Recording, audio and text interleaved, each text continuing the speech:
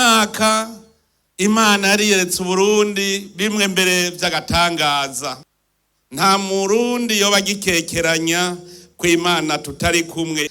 Gusenga, kwemera Imana ukayisenga, Imana iraguha. Iwacu muravyibuka twese twari twahanze amaso ijuru turarira. Tuvuga tuti tugiye gupfa n'inzara.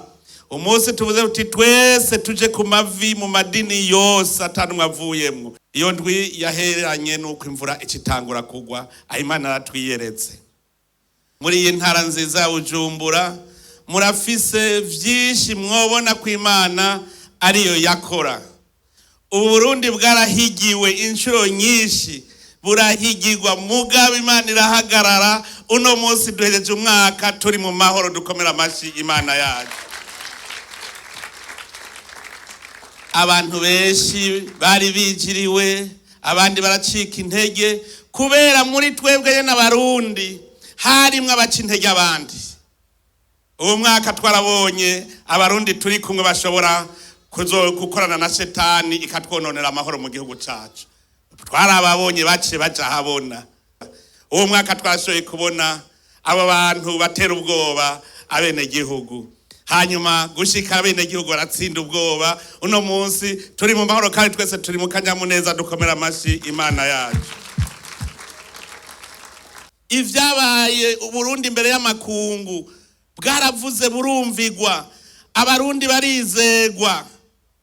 Imana yarahagaze, irahagarara neza, Uburundi buragira amahoro. Amakungu arumva Uburundi gushika ashigikira ivyo Uburundi buvuga. Bijya bintu si Imana yabikoze.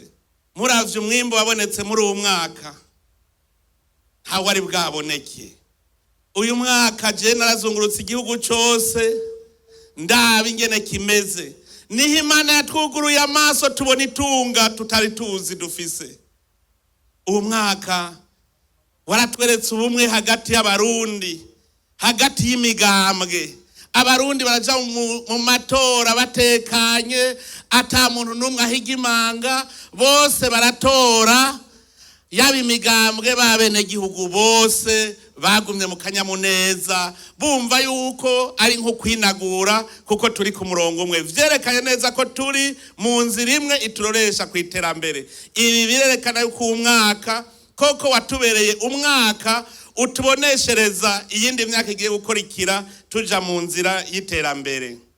N'ikimenyetso iyo abantu bagize ubumwe biba vyerekana ko Imana iri hagati yabo.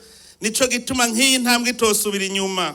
Namba na gatoyi abarundi bagumye bashize umutima hamwe, barigumya, bose baramera neza. Uyu mwaka watubereye koko urumuri ku buryo twavuga tuti twamaze kubona ko bishoboka. Uwo mwaka ndabona n'indongozi zaratangwe guhinduka. Hariho indongozi zimbwira ziti uwogiraka ivyo bitahora bihari.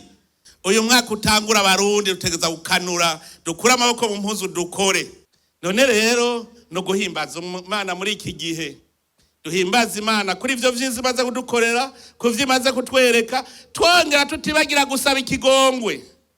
Dusaba ikigongwe kuvyo twakoze nabi kugira ntidusubire kuzingama. Hanyuma twigira inama yuko ivyadushikiye muri kahise bitazosubira.